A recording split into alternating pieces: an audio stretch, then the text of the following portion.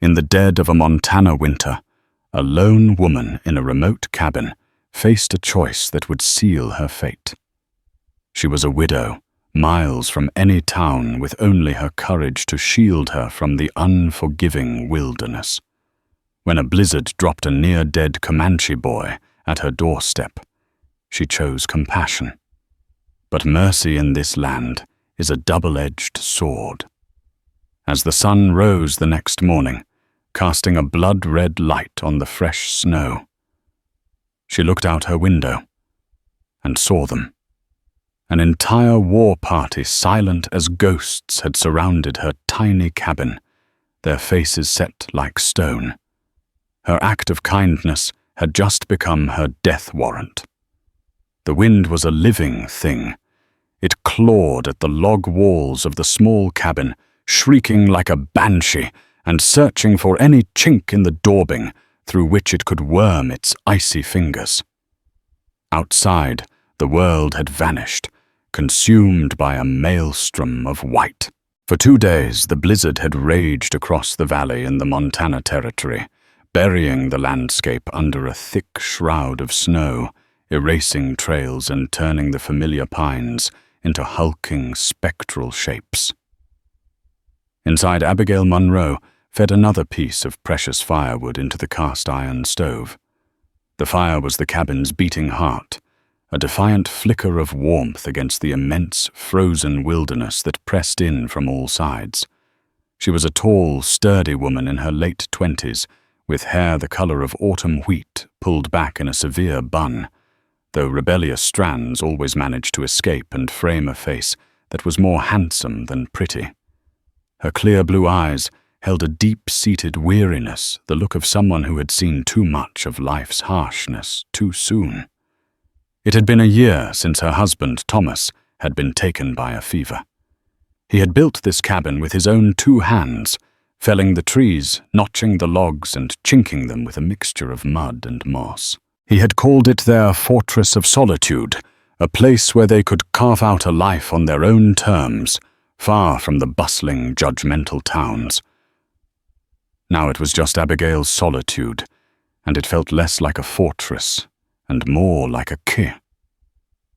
The silence within the cabin was as profound as the storm's fury outside. It was a silence filled with the ghosts of laughter and whispered promises. She saw Thomas everywhere, in the sturdy chair he'd crafted, in the way the floorboards groaned under her weight, in the axe handle worn smooth by his palms. Loneliness was a constant dull ache, a companion she had come to know intimately. Her nearest neighbor, a gruff rancher named Silas Kane, was a hard day's ride away in good weather. In this storm, he might as well have been on the moon. As dusk began to bleed into the swirling chaos, Abigail moved through her evening routine with the practiced economy of someone long accustomed to self-reliance. She checked the water barrel kneaded dough for the next day's bread, and mended a tear in one of Thomas's old wool shirts she now wore for warmth. Each task was a small act of defiance against the encroaching despair. It was then she heard it. At first she thought it was a trick of the wind, another voice in its multifaceted howling. But it came again, faint and high-pitched, a sound that did not belong to the storm. It was a cry, a human cry. Abigail froze her hands still in the dough. Her heart hammered against her ribs. No one should be out in this. No one could be out in this. A traveler would be a frozen corpse within an hour. A lost prospector.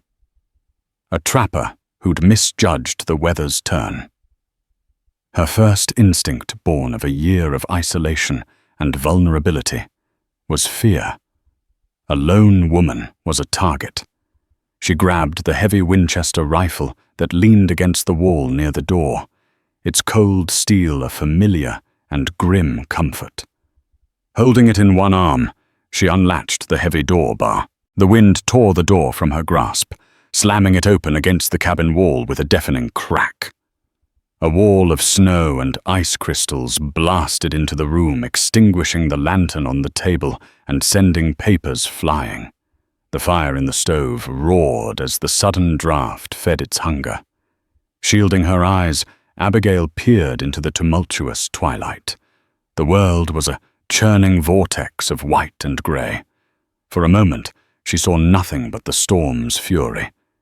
Then a small, dark shape, no more than 20 yards from the cabin, half buried in a rapidly growing drift.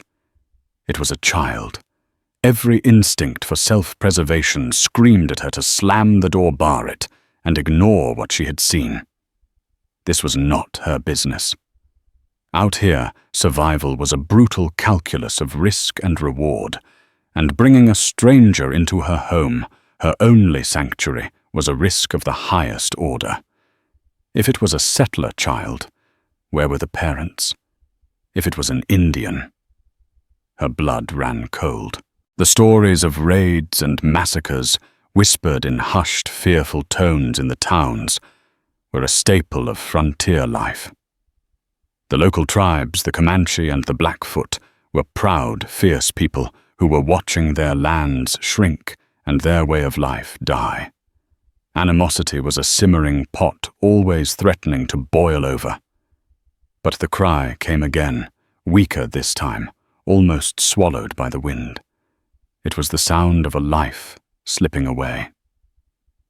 Abigail saw Thomas's face in her mind, his kind eyes that always crinkled at the corners when he smiled. "You do what's right, Abby," he'd always said. "Not what's easy. That's what makes us human." Cursing her own conscience, she laid the rifle down just inside the door, grabbed a thick buffalo hide, and plunged into the blizzard. The cold was a physical blow, stealing her breath and driving needles of ice into her exposed skin. Snow immediately blinded her, and she navigated by pure instinct, her boots sinking deep into the powder. She found him curled into a small ball, his face pressed against the hide of a dead pony that was already more white than brown. He was a boy no older than 10 or 11, with skin the color of burnished copper and hair as black as a raven's wing. He wore buckskin leggings and a thin shirt wholly inadequate for the storm. He was Comanche. She knew it from the cut of his clothes and the intricate beadwork on his moccasins, one of which was missing. His face was pale beneath his natural color, his lips tinged with blue.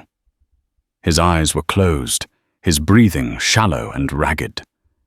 As she gently rolled him over, she saw the source of his plight. His right leg was bent at an unnatural angle below the knee, the bone clearly shattered.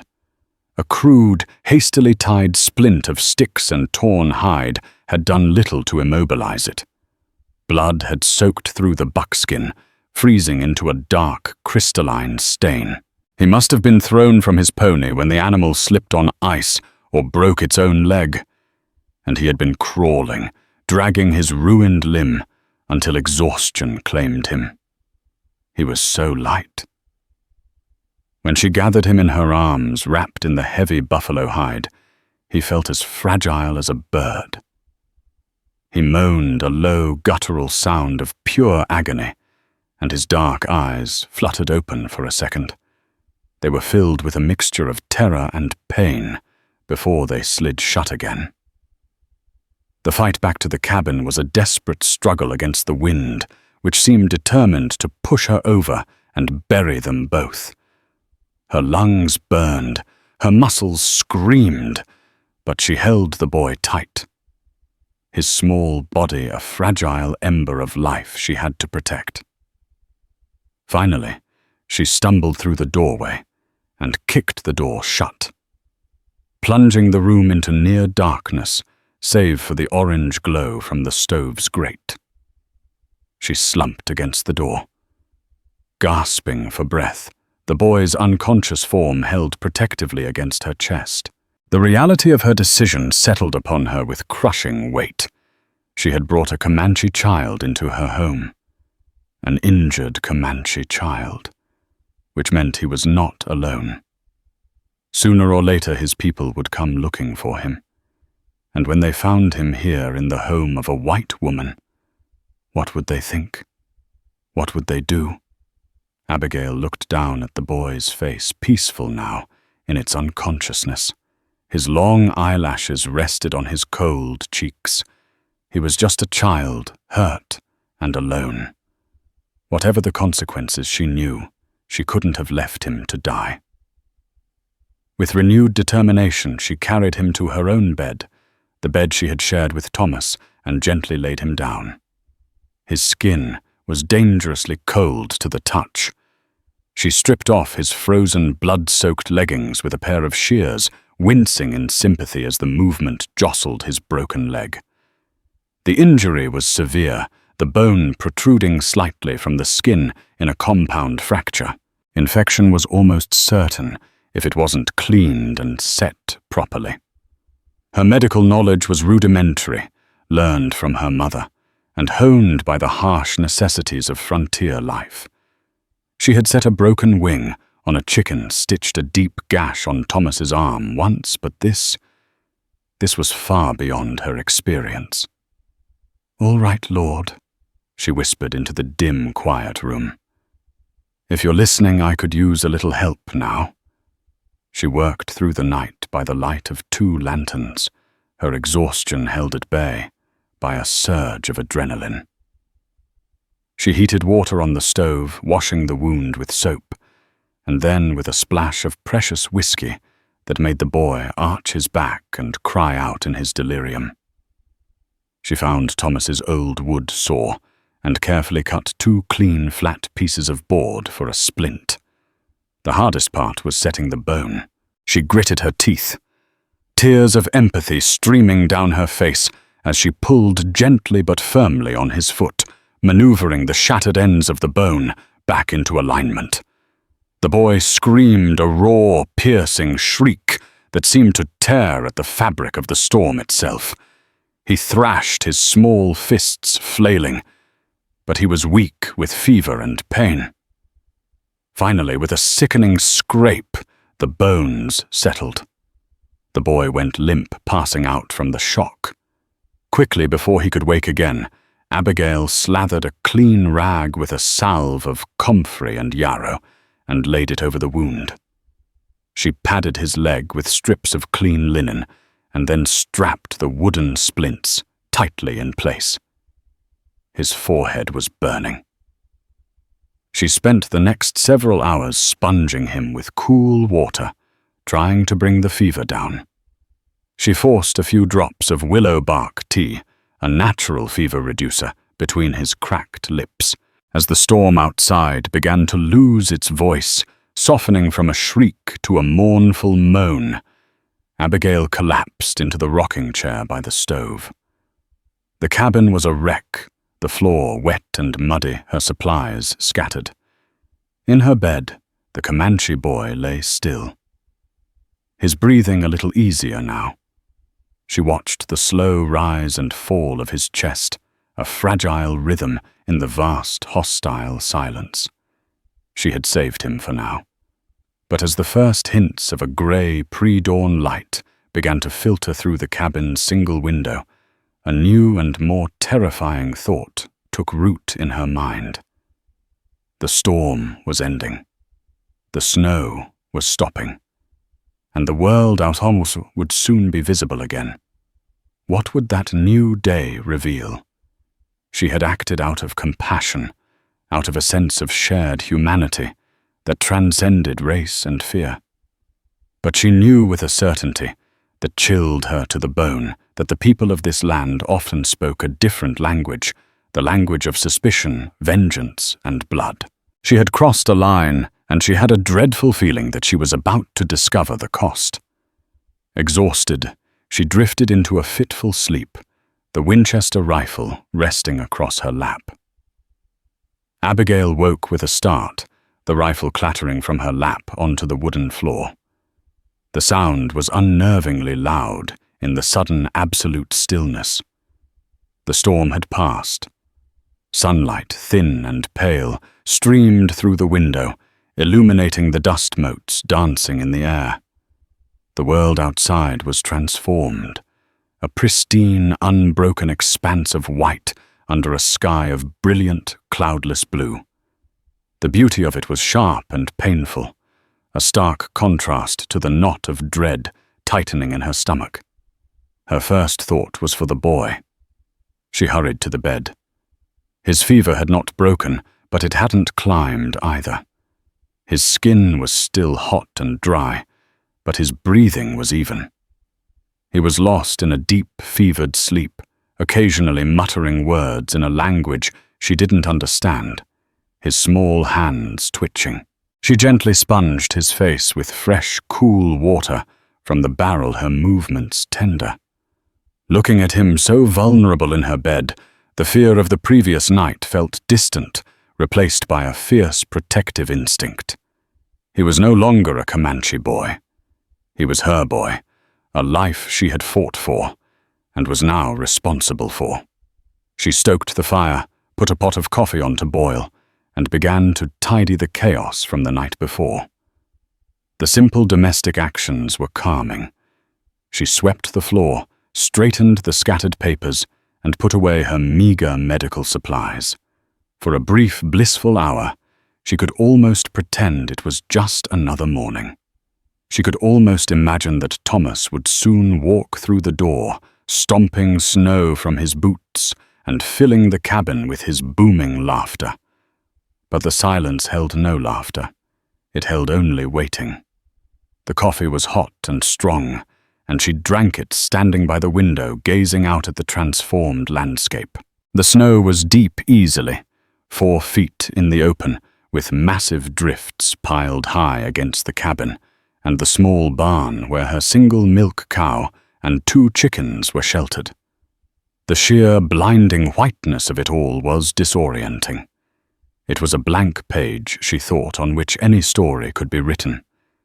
It was then that she saw it. At first, it was just a flicker of movement in her peripheral vision, something dark against the snow on the far ridge that overlooked her small valley. A deer, perhaps, or a wolf drawn by the scent of her cow. She squinted her hand, shielding her eyes from the glare. It was not an animal. It was a man on horseback. He sat perfectly still, a stark silhouette against the blue sky. He was too far away to make out details, but she knew. She knew with a certainty that made her breath catch in her throat.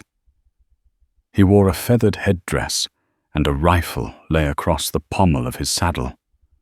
Her heart began a slow, heavy drumbeat against her ribs. She scanned the rest of the ridge, then the trees that lined the valley floor, her eyes tracing the edge of the woods. And she saw them. More of them. They were not moving, not charging. They were simply there. One moment the landscape was empty, the next it was populated by silent, watchful figures on horseback. There were at least 20 of them, maybe more, forming a moving loose circle around her cabin. They were ghosts, conjured from the snow, materializing in the morning light. They sat their ponies with an easy grace, wrapped in buffalo robes against the cold, their faces impassive, their weapons visible. They made no sound. They gave no signal. They just watched. The silence was the most terrifying part. It was not the peaceful quiet of a winter morning. It was a heavy, menacing silence, filled with unspoken threat. It was the silence of a predator stalking its prey, the patient assessing stillness before the final lethal strike. Panic, cold and sharp, seized her. Her hands trembled, and she slopped hot coffee onto the floor. She backed away from the window, her mind racing. What did they want? Did they know their boy was here? Of course they did. They must have tracked him. They had found his dead pony, seen his desperate crawling trail leading directly to her door. And what would they have concluded? They would have seen the tracks of a single person leading from the cabin to the boy and back. One set of tracks, hers. They would assume she had attacked him, perhaps tried to steal his horse and dragged him into it for reasons they could only imagine in the darkest corners of their minds. They would not see a rescuer. They would see a kidnapper, a murderer. She darted to the bed and looked at the boy. He was their proof, their justification. He was still unconscious, unable to tell them what had really happened. She was alone with no one to vouch for her, no one to speak in her defense. Her gaze fell on the Winchester. She could fight. The cabin was defensible. The log walls were thick, the windows small. She had ammunition. She could hold them off for a while at least. But the thought died as soon as it formed. What then? She couldn't fight an entire war party and win. It would only end one way, with the cabin burned to the ground and her body lying beside the boy's. A desperate, futile last stand. No, fighting was not the answer. But what was? She peered cautiously through a small gap in the curtains. The figures had not moved. They were waiting. For what? For her to emerge. For a sign. She scanned their faces, trying to read their intent. From this distance they were inscrutable, their expressions hidden by shadow and distance. She could, however, pick out two figures who seemed to be set apart from the others.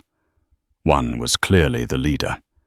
He sat on a powerful grey Appaloosa directly in front of the cabin, about 100 yards out. He was a large, imposing man, wearing a magnificent headdress of eagle feathers that cascaded down his back. Even from afar, he projected an aura of absolute authority. This must be the chief. Beside him sat another warrior, leaner and wiry, mounted on a restless black stallion. Unlike the chief's stoic calm, this man seemed to radiate a nervous, aggressive energy. He kept shifting his position, gesturing towards the cabin, his movements sharp and angry. He was the hawk to the chief's eagle. Abigail thought the one who would urge conflict. Her mind spun, searching for a plan. Any plan. Could she try to signal them? Wave a white cloth. But what would it signify?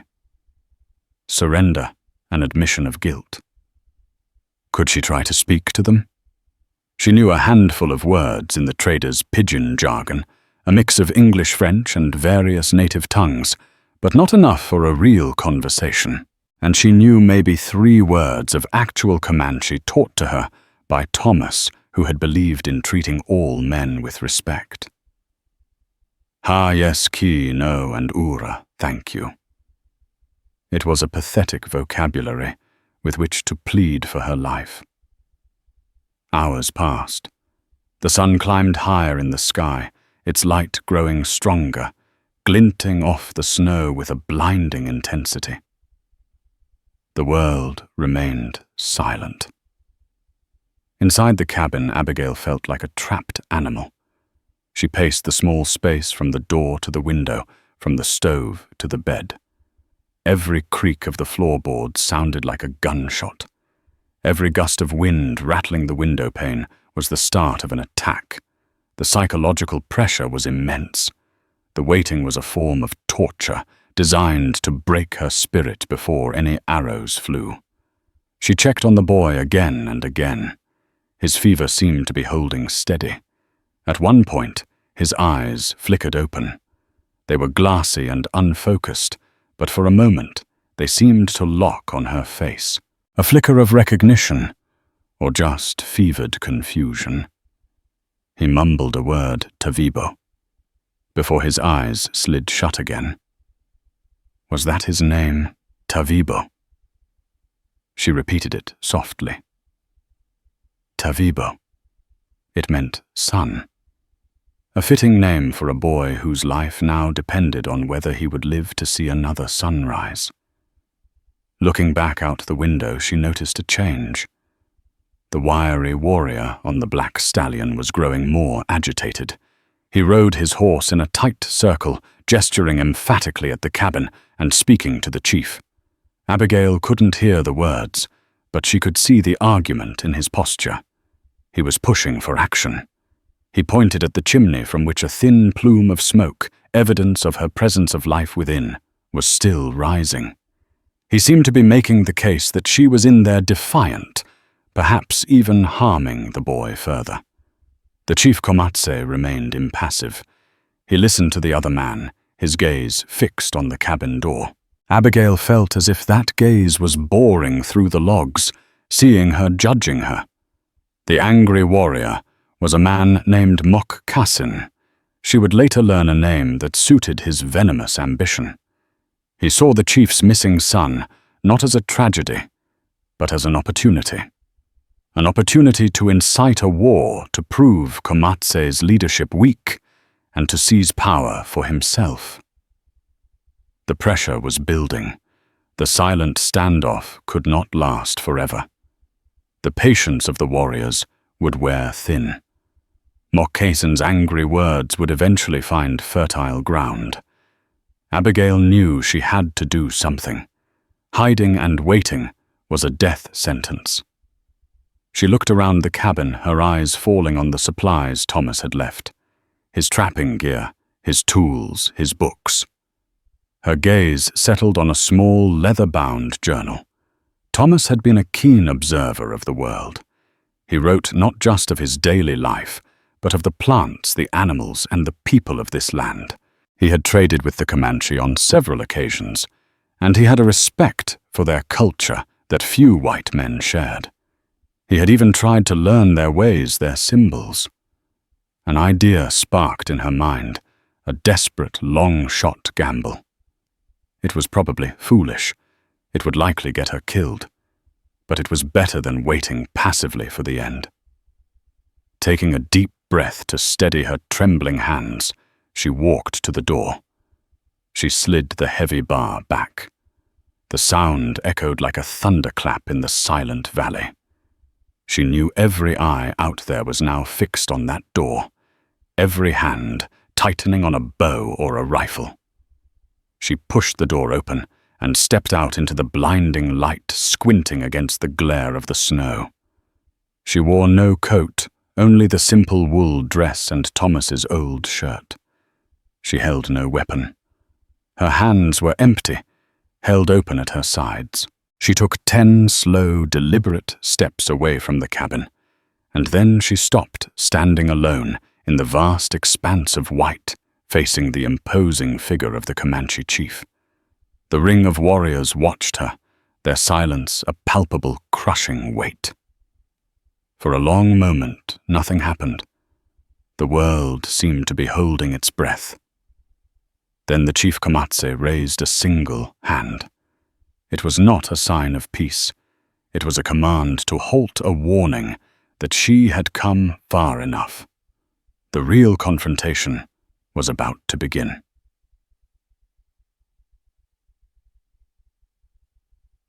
The cold was immediate and sharp, seeping through the thin wool of her dress. But Abigail barely felt it. Her entire being was focused on the man seated on the grey Appaloosa. Chief Comanche was even more formidable up close. He was a man in his middle years with a face that looked as if it were carved from granite, weathered by sun and wind, into a mask of stern authority. Deep lines radiated from his dark, intelligent eyes, which were now fixed on her with an unnerving intensity. He wore a simple buckskin shirt, adorned with porcupine quills, and a breastplate of polished bone. The eagle feather headdress marked him as a man of immense stature, each feather representing a courageous deed. He did not look cruel, but he looked resolute, unyielding. Beside him, Mokkasin bristled with open hostility.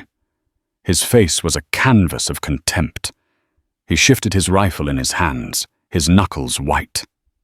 He muttered something to the chief, a low, guttural phrase that sounded like an insult. Comanche silenced him with a short, sharp gesture, never taking his eyes off Abigail. Abigail's heart was a frantic drum against her ribs, but she forced her body to remain still, her expression calm.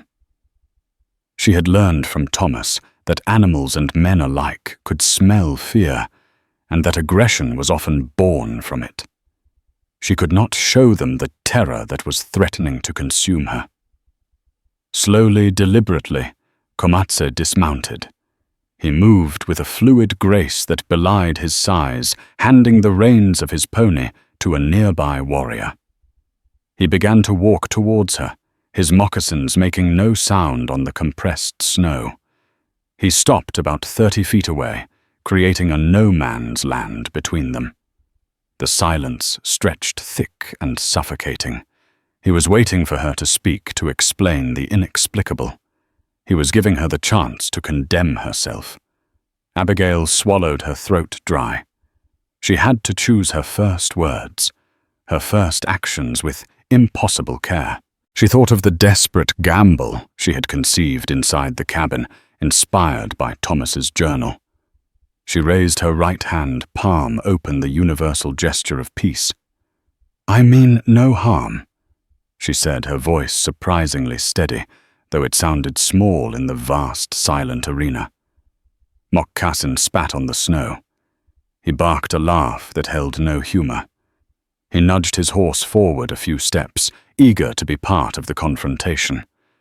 "She speaks with forked tongue," he shouted, in heavily accented but understandable English. He pointed a finger at her. "White woman steals Comanche boy, kill him in her house." His words hung in the frigid air, an accusation and a death sentence rolled into one. Several of the warriors shifted their hands, moving to their weapons. They were ready to believe him. It was a story they had heard before, a narrative of white treachery that fit their experience. Comanche's gaze narrowed. He looked from Moccasin to Abigail, weighing the angry words against the woman's strange calm. He did not speak English, but the meaning was clear. He addressed her in the flowing, melodic tones of the Comanche language. The words were lost on her, but the tone was a clear question, a demand. "Explain yourself." This was the moment. Her pathetic handful of words was useless. She had to communicate beyond language. She remembered Thomas's journal, the pages where he had sketched and described the sign language used by the Plains tribes, a common form of communication to bridge the linguistic gaps between different peoples. He had been fascinated by it, practicing the gestures. Abigail had watched only half interested at the time, but now she desperately plumbed her memory, praying she recalled it correctly. She began her movement slow and precise. She brought her fist to her chest over her heart. "Me." She then held her hands out, palms up in a gesture of offering. "Give." Then she made a small rocking motion with her arms, the sign for a child or a baby. "Me give child." She paused, then made the sign for help, one hand supporting the other as it rose. "Help." I offered the child help. She saw a flicker of something in Comanche's eyes. Not understanding, not yet, but curiosity. He had expected pleas or lies. Not this. Moccasin, however, was enraged by her attempt. He saw it as a trick, a mockery. He dismounted from his stallion and strode forward, closing half the distance between them. "She lies," he yelled, pointing a trembling finger at the cabin door. "Pony dead, boys, blood on snow. Her tracks, only her tracks." She took him. He was a master of inciting fear, twisting the evidence to fit his narrative. He was telling the warriors what they already suspected. The pony was dead. The boy's blood was on the snow. And her tracks were the only ones leading to and from the boy. The truth in his hands became a powerful lie. Abigail's mind raced. How could she counter the physical evidence, She had to show them, not just tell them. She looked at Comanche, her eyes pleading for him to listen to see past the obvious. She made the sign for child again. Then she touched her own leg and made a sharp, snapping gesture with her hands, a clear depiction of a break. She wintered, putting the pain of the injury into her own expression. Then she pointed to the sky and made a sweeping motion with her hand, her fingers wiggling to indicate falling snow. Storm, she mimicked, shivering, wrapping her arms around herself, her teeth chattering theatrically. Cold. She then pointed to her door and made the sign for sleep or rest. The boy's leg was broken. In the storm. He was freezing. I brought him inside to rest. It was a clumsy, broken narrative, but it was a narrative nonetheless. A different story from the one Moccasin was telling. A seed of doubt had been planted. Comanche's expression remained unreadable, but he did not move. He was listening with his eyes. Suddenly, a new sound intruded, the crunch of snowshoes. All heads turned. A figure was approaching from the east, moving with a steady, plodding rhythm. It was a white man, bundled in furs, a large rifle slung over his shoulder. It was Silas Kane. Abigail's heart sank. Her gruff, solitary neighbor. Silas was not a man known for his diplomacy. He was a hard man for a hard country, and he held a deep-seated distrust of all Indians. He had warned her more than once about being a lone woman so close to their territory. His arrival now could only be a disaster. He would see a white woman surrounded by a Comanche war party, and he would only think one thing: attack. He would escalate the situation beyond any hope of peaceful resolution. Silas stopped about 50 yards away, taking in the scene. His weathered face was grim. His eyes narrowed under the brim of his fur hat. He saw Abigail standing alone and unarmed. He saw the ring of warriors. He saw Moccasin posturing aggressively and the stern, unmoving chief. His hand tightened on his rifle. "Abigail." "You all right?" He called out, his voice a low growl. "Don't you worry. I'm here." Moccasin spun to face the newcomer, a sneer twisting his lips. He saw not a complication, but another piece for his game. He shouted at Silas in broken English. "She is witch. Steel boy. You go or you die too." Silas's eyes hardened. He raised his rifle slightly. "You threatening me, you son of a—" "No!" Abigail cried out, her voice sharp with desperation. She turned to Silas, holding her hands out in a placating gesture. "Silas, no. Don't shoot. It's not what you think." "What am I supposed to think? Woman!" He yelled back, his frustration and fear evident. "I see 20 of 'em, and you in the middle looks plain enough to me." The tension in the valley ratcheted up to an unbearable level. It was a tinderbox, and Silas Kane had just arrived with a lit match. The warriors tensed their own weapons, coming to the ready, mirroring Silas's aggressive posture. They saw him as proof of white treachery, one woman to lure them in, a hidden man to ambush them. Comanche watched this new development, his face a stony mask. He had lost control of the situation. His hot-headed warrior and this newly arrived aggressive white man were about to start a battle he hadn't sought. Abigail felt a wave of utter hopelessness. She was caught between two worlds, two fears, two brands of violent certainty. Moccasin's ambition and Silas Kane's prejudice were about to get her killed. She had tried to communicate, to reason, but the language of fear was drowning her out. She looked from Silas's grim, determined face to Moccasin's triumphant sneer, and then to the impassive chief. She had one card left to play. one fragile, unconscious, fever-ridden card. With a resolve born of pure desperation, she turned her back on all of them, on the rifles, the arrows, the accusations, and walked back into the cabin.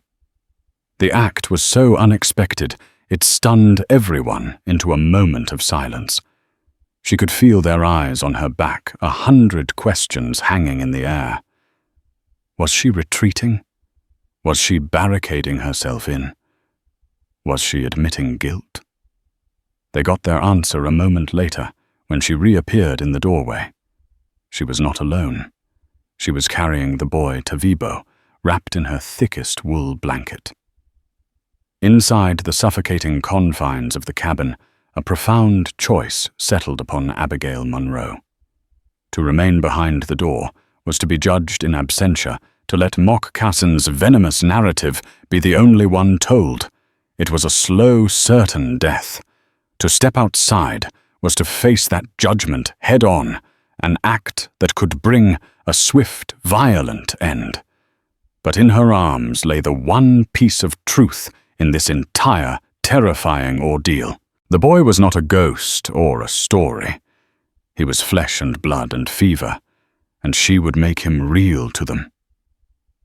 With a resolve that felt like ice forming in her veins, she moved to the bed. Her hands, which had been trembling, were now strangely steady. She ignored the pounding in her chest, focusing only on the task. The boy Tavibo was a fragile weight, his body limp with fever. As she carefully gathered him up, wrapping him in the thickest wool blanket, she owned a wave of protectiveness, so fierce it was almost painful, washed over her. She was no longer just a woman trying to save her own life. She was a guardian, and this child was her charge. She took a deep breath, the air tasting of wood smoke and fear, and walked to the door. She did not hesitate. Pushing it open with her shoulder, she stepped back into the blinding glare of the sun on snow. The effect was instantaneous and profound.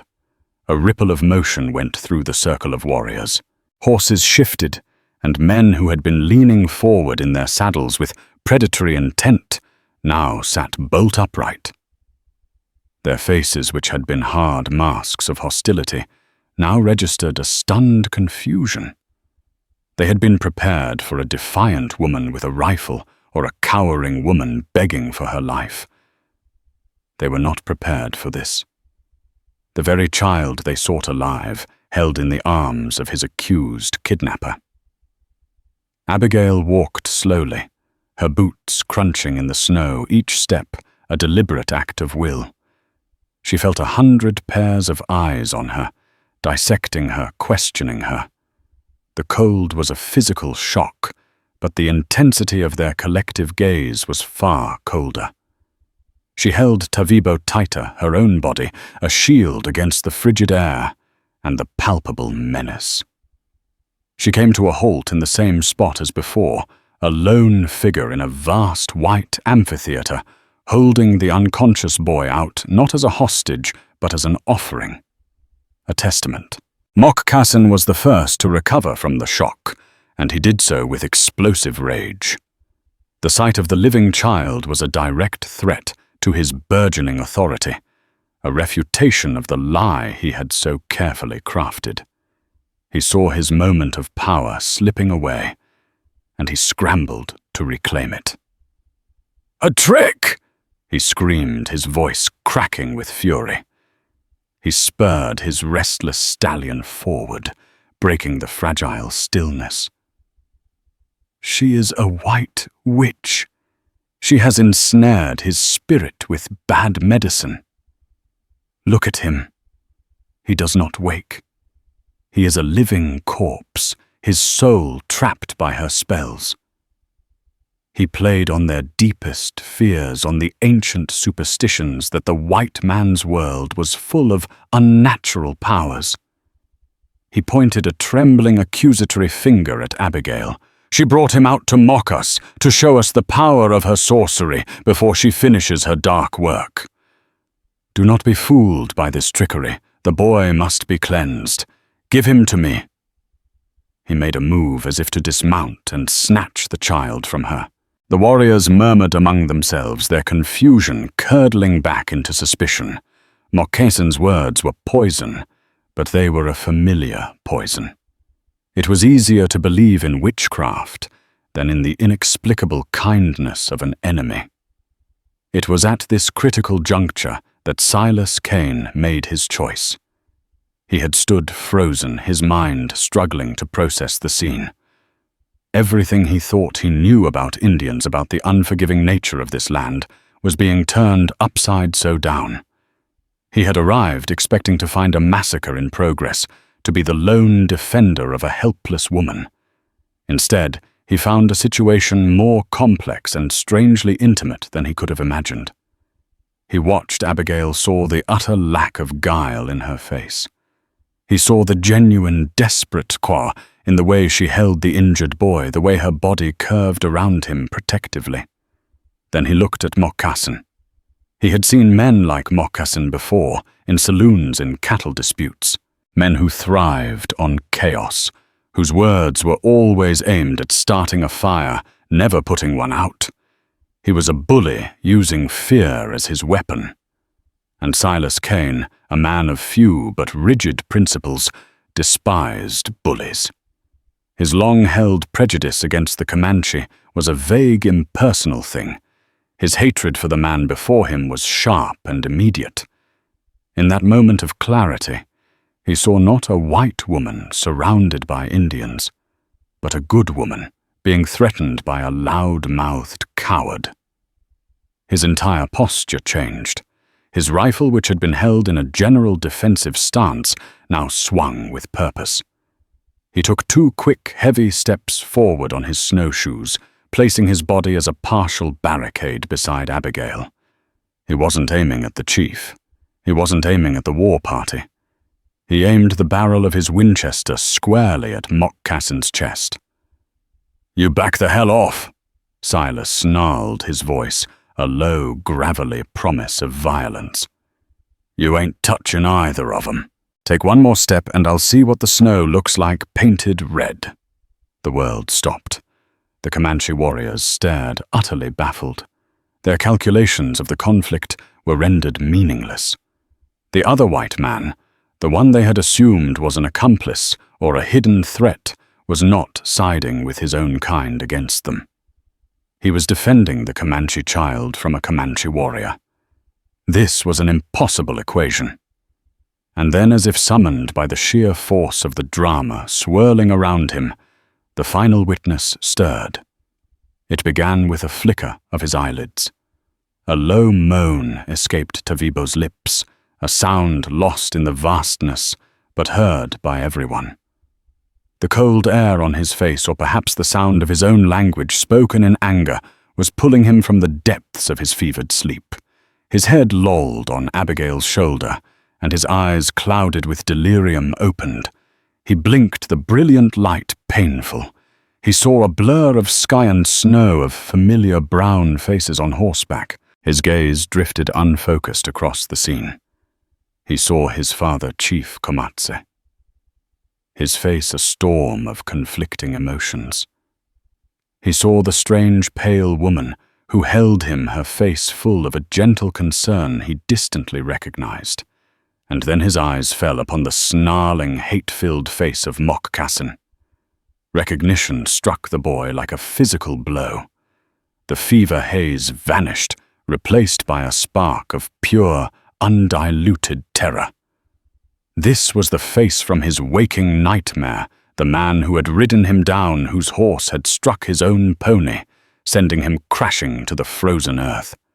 This was the man who had stood over him, not with help, but with a cruel smile, before riding off and leaving him to die.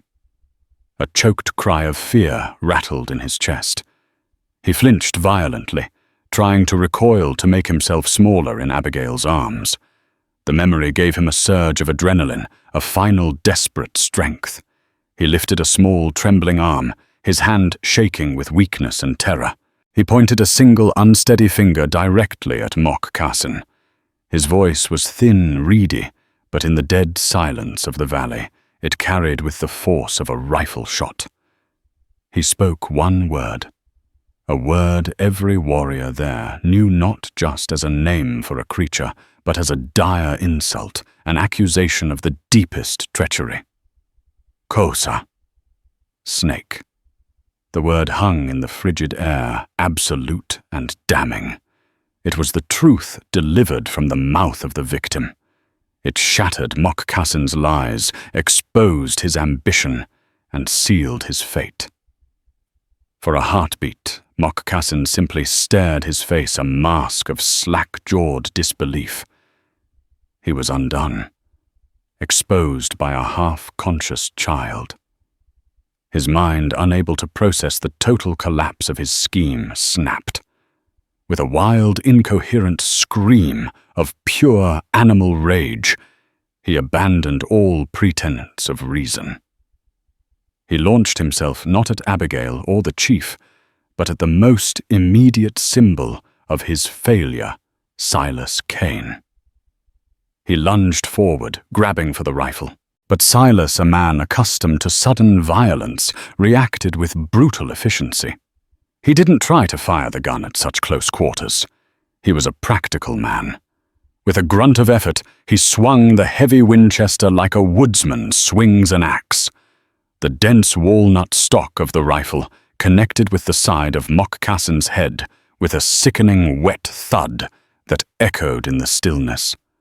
Mok Kassin's eyes rolled back in his head, and he collapsed bonelessly into the snow, a dark stain of blood beginning to spread from under his hair. An absolute profound silence descended upon the valley. It was the silence of shock, of revelation, and of a terrible justice rendered. Slowly, Chief Comanche dismounted and began to walk forward. He did not give the fallen Mok Kassin a single glance. His eyes and the heart of the father within him were fixed only on his son. He stopped directly in front of Abigail, and the formidable aura of the war chief melted away, revealing only a man gazing upon his child. Tavibo, his duty done, had slipped back into unconsciousness, his head resting trustingly on Abigail's shoulder now. Gently, Comanche reached out and laid his large, calloused hand on Tavibo's forehead, feeling the fever's heat. His expression was one of profound sorrow and relief. Then his gaze fell to the boy's leg. He studied the splint with a keen, appraising eye. He saw the clean, straight cuts of the wooden boards, the work of a good saw. He saw the clean linen, torn from a fine sheet, not rough hide. He noted the precise tension of the bindings, tight enough to hold the bone, but not so tight as to cut off life. He could smell the faint, clean scent of the comfrey and yarrow salve she had applied. He was a man of the plains. He knew wounds. He had seen the work of the best healers among his people. This was good work. This was the work of someone who had cared, who had taken time and risk to save a life, not to take one. In the craftsmanship of the splint, he read the entire story, the one Abigail could not tell him with words. He looked up, and his dark eyes finally met Abigail's. The last wall of suspicion crumbled. In its place was a look of deep, weary, and undeniable gratitude. In that silent gaze, the chasm between their two worlds was bridged. He spoke not with his voice, but with his hands. Using the elegant, universal sign language of the plains, he began to tell his own story. His movements were fluid and precise, filled with a grace that made Abigail's own clumsy attempts feel crude. He made the sign for a snake, pointing a finger and wiggling it through the air, then pointed to the unconscious form of Mok Kassin. He touched his tongue, then moved his hand away in a crooked path. Snake speaks with a lying tongue. He placed his fist over his heart, the sign for courage and spirit, and then pushed it forward decisively. He looked directly at Abigail. You have a brave heart. Then, to Abigail's surprise, he turned his gaze to Silas, who stood awkwardly holding his rifle, looking embarrassed and out of place. Comanche repeated the gesture. He has a brave heart. With the utmost gentleness, Comanche reached forward to take his son. Abigail relinquished him a pang of loss, surprising her as his light weight left her arms. The chief cradled Tavibo to his chest, murmuring soft, soothing words in the Comanche tongue, a father reunited with his child. At a silent command, 2 warriors dismounted. They walked over to Mokkasin, and with grim, dispassionate efficiency, hauled his limp body up and slung him face down over the back of his own stallion, tying his hands and feet together beneath the horse's belly. His justice would be a tribal matter now. Comanche turned to Abigail one last time. He reached into a small beaded pouch at his belt and withdrew a single magnificent eagle feather. Its white tip was dyed a brilliant blood red, a mark of great honor and respect. He held it out to her in his open palm. A gift, a payment, a promise. Abigail, her hands trembling again this time, with emotion reached out and took it. The feather felt nearly weightless, but it carried the gravity of a life saved and a war averted. With a final solemn nod that encompassed both Abigail and Silas Comanche, turned and strode back to his proud Appaloosa. He mounted with his son held securely before him. The war party. Their entire demeanor transformed from menace to a quiet, dignified respect, turned their ponies and followed their chief. They flowed up the ridge and disappeared into the pines, as silent in peace as they had been in war. In the sudden ringing silence, Abigail and Silas were left alone, the only remnants of the storm being a fallen traitor and a single feather. Silas let out a long, shuddering breath. Well, he said the word wholly inadequate for the morning's events. I'll be. He looked at Abigail, his weathered face etched with a newfound respect that bordered on awe. Abigail, I reckon I was wrong. About a great many things. I came here looking for a fight, and you showed me something else. Abigail looked down at the feather clutched in her hand, then across the pristine valley to her small cabin. It no longer seemed a fortress of solitude or a cage of loneliness. It was a home, a place of refuge, a place where a flicker of compassion had held back an avalanche of hate. A small, weary smile touched her lips. You were here when it counted, Silas? She said, her voice soft but sure. That's the only thing that's true. In the end, it wasn't a rifle or a fort that saved Abigail Munro. It was a single act of compassion, a choice to see a human child instead of an enemy.